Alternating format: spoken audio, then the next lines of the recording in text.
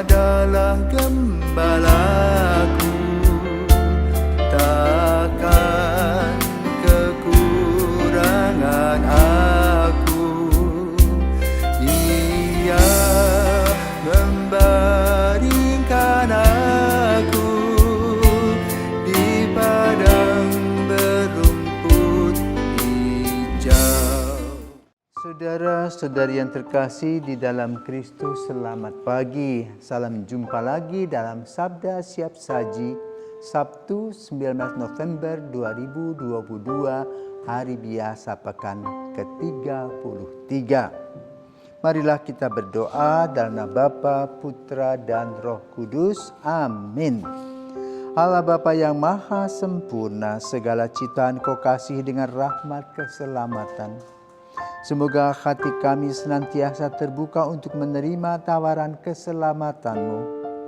Dengan pengantaran Tuhan kami Yesus Kristus, Putra-Mu yang hidup dan berkuasa bersama Dikau dalam persatuan Roh Kudus Allah sepanjang segala masa.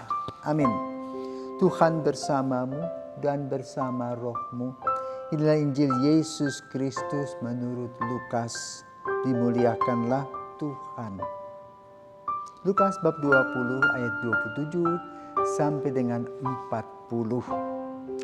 Pada suatu ketika datanglah kepada Yesus beberapa orang Saduki yang tidak mengakui adanya kebangkitan. Mereka bertanya kepada Yesus, "Guru, Musa menulis untuk kita perintah ini.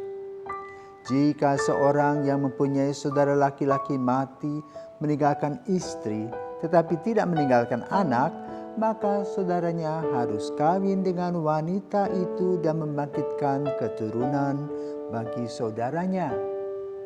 Ada 7 orang bersaudara. Yang pertama kawin dengan seorang wanita lalu mati tanpa meninggalkan anak. Lalu wanita itu dikawini oleh yang kedua dan oleh yang ketiga, dan demikianlah berturut-turut oleh ke-7 saudara itu. Mereka semuanya mati tanpa meninggalkan anak. Akhirnya wanita itu pun mati. Bagaimana sekarang dengan wanita itu? Siapakah di antara orang-orang itu yang menjadi suaminya pada hari kebangkitan? Sebab ketujuhnya telah beristrikan dia." Berkatalah Yesus kepada mereka, "Orang dunia ini kawin dan dikawinkan. Tetapi orang yang dianggap layak mendapat bagian dalam dunia yang lain,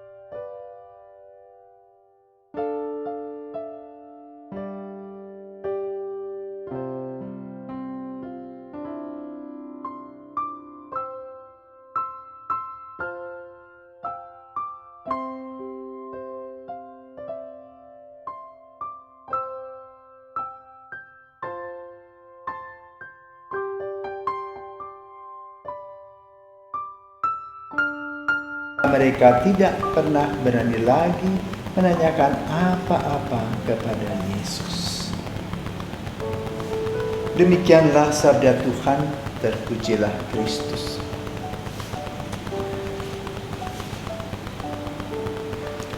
Saudaraku terkasih, ada di sebuah suku perkawinan tungku yang disampaikan tadi dalam Injil. Pada masa modern ini pun masih terjadi. Maka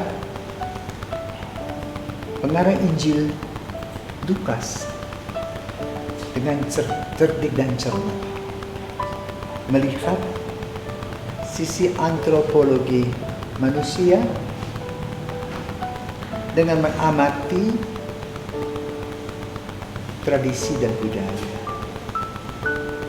kawin tungku tadi.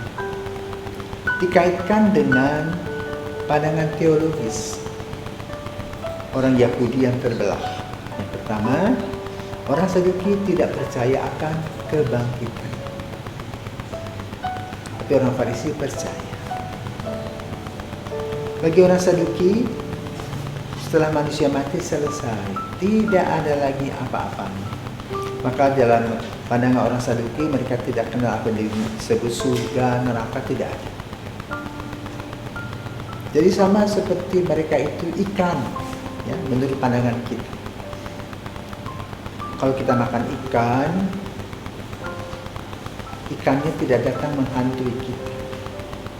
Tetapi kalau kita membunuh manusia, maka rohnya bisa mendatangi kita. Nah, apa bedanya antara manusia dengan makhluk lainnya? Menurut pandangan teologi kita, berdasarkan pandangan kitab Kejadian, manusia diciptakan oleh Allah secara khusus. Tidak seperti makhluk-makhluk lainnya dengan mengatakan, jadilah terang, jadilah awan, jadilah siang, jadilah malam, jadilah.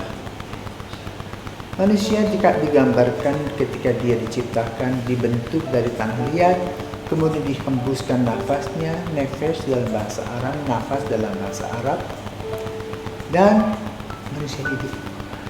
Maka kemudian ketika dia meninggal, nafas itu meninggalkan tubuhnya, kembali ke pangkuan badan. Nah, disinilah pandangan teologi kita berjalan. Jadi tubuh busuk, membusuk setelah kematiannya, tapi roh tetap hidup.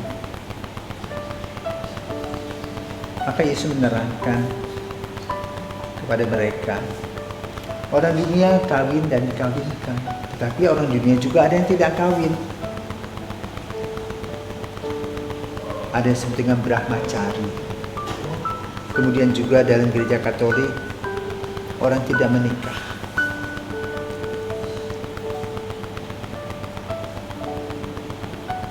Dan itu merupakan sebuah kekuatan. Apalagi itu sudah di dunia, apalagi kalau bukan di dunia. Maka itu pernyataan Yesus perlu kita camkan dan dengarkan dengan sungguh baik. Di dunia ini ada kawin dan dikawinkan. Namun ada juga pandangan kepercayaan tertentu yang mengatakan setelah meninggal ada kawin, bahkan dengan ada bidadari dan sebagainya, itu pandangan mereka. Tetapi yang mau Yesus sampaikan kepada kita adalah bahwa dengan kasus 7 suami itu